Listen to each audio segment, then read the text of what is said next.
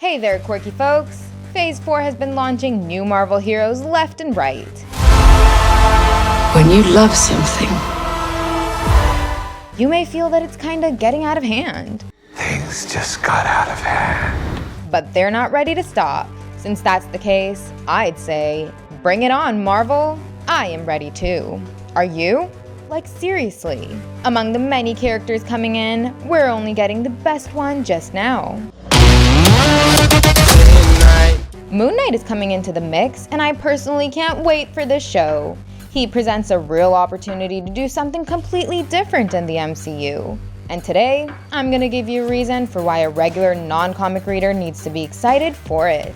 I'm gonna tell you why you should definitely give a fuck about Moon Knight.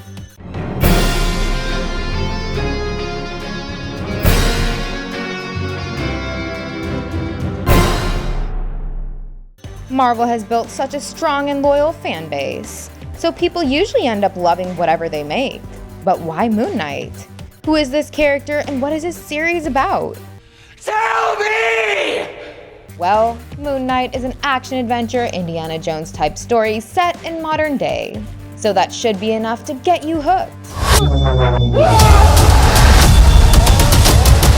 But still, director Mohamed Diab is bringing his complex vigilante to life. The common man calls Moon Knight a cheap ripoff of Dark Knight, but only a fool would say that. He is so much more because of his dissociative identity disorder. I can't tell the difference between my waking life and dreams. Each of his distinct identities are going to play a key role in the show. As we've seen with Split, it takes some serious talent to play a character with DID. Why did you call me Mark? And we could not have asked for a better actor to play Moon Knight than Oscar Isaac. Thanks. He could do justice to all four of Moon Knight's personalities. Besides great acting, we needed a good-looking suit. A mask to hide the scars. And I'm not the only one who'd say that Marvel has really nailed it in the costume department. Like, Moon Knight's suit of armor is really among the best suits we've seen in the MCU till date. It is comic accurate, it is functional, but more than that, it is just so damn eye-catchy. The backdrop of Moon Knight is iconic Egyptian iconography, and the suit personifies exactly that. Egyptology is something that the world has always been fascinated by, and with their diversification move, Marvel is going to tap into that in a really fun and bold way. In fact, getting the Egyptian culture right was the biggest element in director Mohamed Diab's pitch to Marvel. He has taken a lot of pride in portraying Egypt in an accurate way. According to him, Egypt has been inauthentically portrayed throughout Hollywood's history. He called Black Adam a wasted opportunity for not getting Egypt's portrayal right.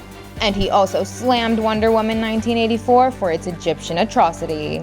He told SFX magazine, and I quote, "I remember seeing Wonder Woman 1984, and there was a big sequence in Egypt, and it was a disgrace for us. You had a sheikh. That didn't make any sense to us. Egypt looked like a country from the Middle Ages. It looked like the desert." Unquote. I agree that Wonder Woman 1984 was really among the worst superhero movies of all time. But those are some big words from Mr. Diab. Hopefully he will back up his claims with the best portrayal of Egypt to this date. A big chunk of that would come with the exploration of Egyptian gods like Khonshu. But besides the iconography and character work, you've really got to follow the show for its brutality. You've liked Daredevil and the Punisher in the past, and you guys have loved the battle sequences in Captain America: The Winter Soldier. Moon Knight will offer us something that's a blend of these Marvel projects. Stephen. Your identities. Like Batman, he is an extremely brutal character who smashes his enemies first and talks later. The series obviously is not equal to an R-rated movie, but it still promises to be heavy on violence, so we can expect to see some gut-wrenching action sequences. And the fourth reason why we need to be excited about Moon Knight is because of its future setups. Really, this white vigilante will become the most crucial character in the coming years. His show will allow us to take a proper step into the supernatural. We're gonna see some horrifying monsters. Moon Knight will tie up with the likes of Blade and Werewolf by Night. Since he is based in London, we could see him teaming up with Black Knight as well. Or he could form a team called the Midnight Suns with Ghost Rider and the Punisher in it. His character has close links with Kang the Conqueror, and he has been an Avenger as well. So we could expect him to play a big role in Avengers 5 when Kang comes into play. And being a dark anti-hero, he could also be the antagonist against other heroes. So really, this series really has all the bases covered. An awesome lead actor, check. Interesting character work, check. A ravishing suit, check. Beautiful exploration of a new wing in the MCU, check.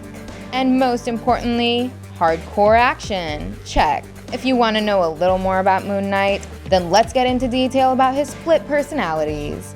In the comics, Mark Spector is the leading personality among the four. He is the son of a Jewish American rabbi. He is a former CIA agent who turned into a mercenary. He almost met his demise at the hands of a terrorist called Bushman. But it was the moon god Khonshu who saved him and granted him a set of his powerful abilities. He took down Bushman and took on the all-white costume to become Moon Knight. Along with Mark Spector, we'd be seeing Stephen Grant. He is a millionaire playboy in the comics who funds Moon Knight's vigilante lifestyle. But Marvel has changed this aspect of him in the series. Stephen Grant is the leading personality we're gonna follow. He works in a museum by day, but his nights are taken over by Spectre, who is an assassin. Then there's Jake Lockley, who is a cabbie and keeps his ear to the streets. And finally, we've got Khonshu himself. The Egyptian moon god possessed Mark Spector and made him his champion. Thank you. Really, Moon Knight cannot die as Khonshu has brought him back to life many times. But ultimately, Khonshu turned out to be the villain. He thought of Spectre to be weak, broken, and easy to be manipulated. So, it will be interesting if the MCU also turns Khonshu into the big bad villain over the coming 6 episodes. Moon Knight is often compared to Batman, and there are quite a few similarities too. All 4 of his personalities together take different traits of Bruce Wayne and his Batman persona. Mark Spector is a trained fighter just like Bruce Wayne. Bruce is also an eccentric billionaire, so his second trait matches with Spector's other personality, Stephen Grant. Then there's Jake Lockley, who matches Bruce's detective side. Through him, Moon Knight is able to figure out what's going on in the criminal underworld. Then finally, there's the vigilante persona of Moon Knight that he gets from being the Fist of Khonshu. While Batman leaps over Gotham's buildings fighting crime in black, Moon Knight does that wearing his white shining armor.